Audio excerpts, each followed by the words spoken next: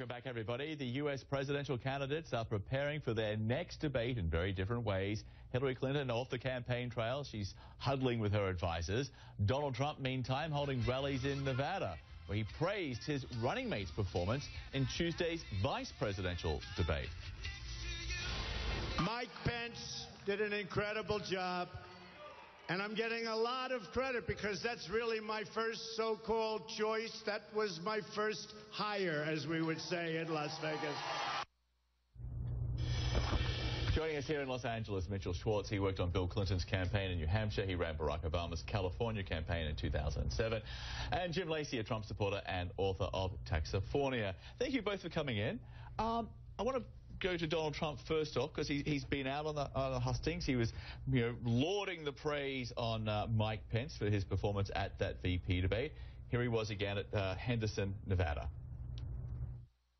I'd argue that Mike had the single most decisive victory in the history of vice presidential debates. I believe that, too. And last night, America also got to look firsthand at my judgment. Okay, so Jim, why not just stop at the compliment? Why add in that extra bit at the end? Why can't he let Mike Pence have his moment in the sun? Well, a vice presidential nomination is reflective of the core values of the presidential candidate. He's just one heartbeat away from being the president, and I think that Donald Trump deserves some credit, because what we saw in that vice presidential debate was a policy-oriented discussion. For once, this campaign was able to break through with Mike Pence and break through, I'm sorry to say, some of the media obstacles to doing that as well, and get down to the issues of taxes, national security, and the other problems that we have in this country. Pence clearly won the debate, and he's done a fabulous job. Mitchell, you'd agree with all of that?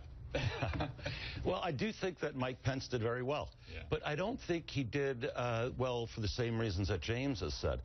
I don't think Governor Pence, Senator Pence, did well on the issues. I think he did well in comparison to Kaine. Sure. Kaine was good on the policy, and in fact, Pence never answered a lot of the questions about Trump. But because Kaine was so obnoxious and so rude by interrupting, that's why people were, I don't think, got a feeling from him. Why can't Trump let him have his day? What do you think? Because Trump's all about one person, Donald Trump, and we should know that by now. And Mike Pence, he wasn't taking a victory lap today. Clearly, he knows his place on the ticket. Listen to this.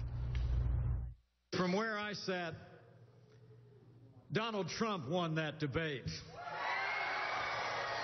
Donald Trump's vision to make America great again won that debate.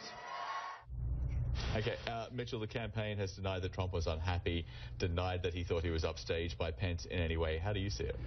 So I think Mike Pence did very well. He was thoughtful, he was smart, and he didn't interrupt, and he wasn't obnoxious. Having said that, Mike Pence did what he needed to do for Mike Pence. Right. He didn't help Trump the ticket. In fact, it showed that maybe the ticket should be reversed. He didn't defend Trump on a bunch of things, from Russia to the nuclear weapons in South Korea, to a whole host of things. So I think what Pence was doing, what Mike Pence was doing, and something you'll see more Republicans do, the race isn't over. But it looks pretty good for Hillary right now. And I think Mike Pence is doing what all professional politicians do on the Democratic side and the Republican side. They look out for themselves first and foremost. And Jim G, a lot of people have been making their point that, Mike Pence failed to defend Trump, or didn't take the bait, depending on how you want to look at it, on a lot of occasions. And that was sort of looking forward maybe to 2020, 2024. Well, I think the campaign should be about issues. If the campaign is about issues, Donald Trump will win. 80% of the American public or more feels that the country's moving in the wrong direction. Now, is Hillary Clinton, who will be an extension of the Obama administration, going to take America in a different direction? The answer is no. Look, we've had no growth in the United States, maybe 1% since 2007. I think if people ask themselves the question, are they better off today from a national security standpoint than they were when Barack Obama first became president, the answer is no. There were 555 murders, shootings in Chicago just this year. That is an outrageous situation. We have big problems in this country. And what happened in that vice presidential debate on Mike Pence's side was a discussion of issues. What Kaine did with his 72 interruptions was to try and bring the level of discussion down. As long as Republicans can focus on the issues that Donald Trump is raising, we'll win the election. To be fair, Donald Trump interrupted Hillary Clinton 52 times during their debate, but we'll move on to the Democrats now. Hillary Clinton, full of praise for her running mate, Tim Kaine.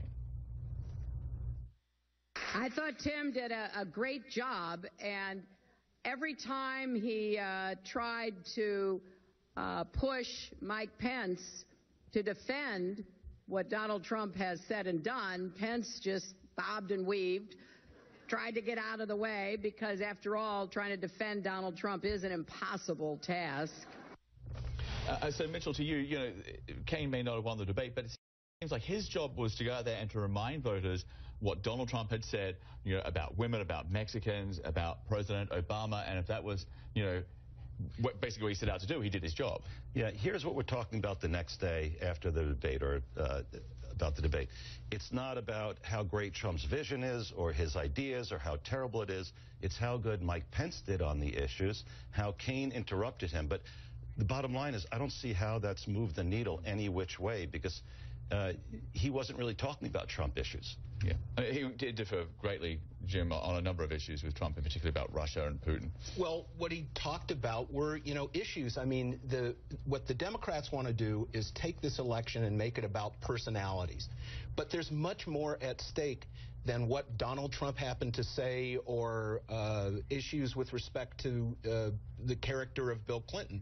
What's at issue is the fact that we have the highest taxes in the nation.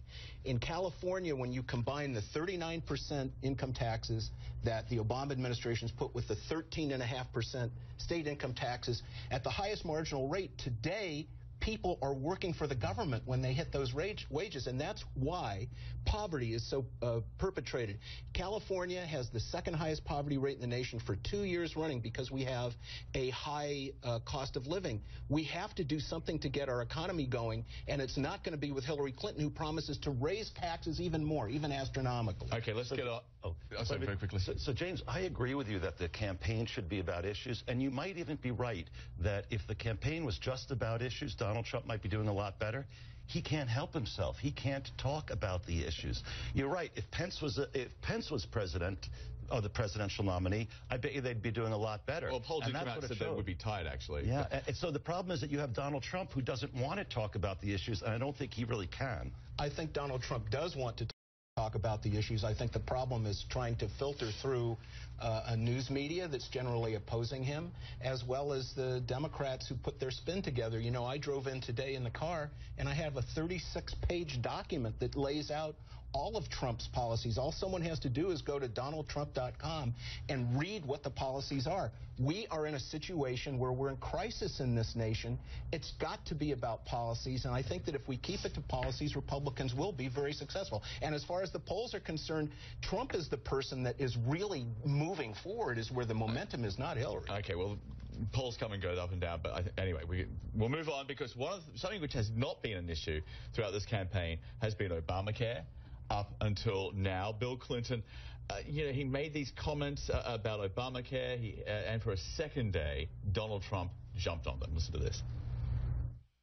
Bill called it a system, a crazy system, and said that it's the craziest thing in the world. People out there, he said, are busting it, sometimes 60 hours a week, and wind up with their premiums doubled and their coverage cut in half.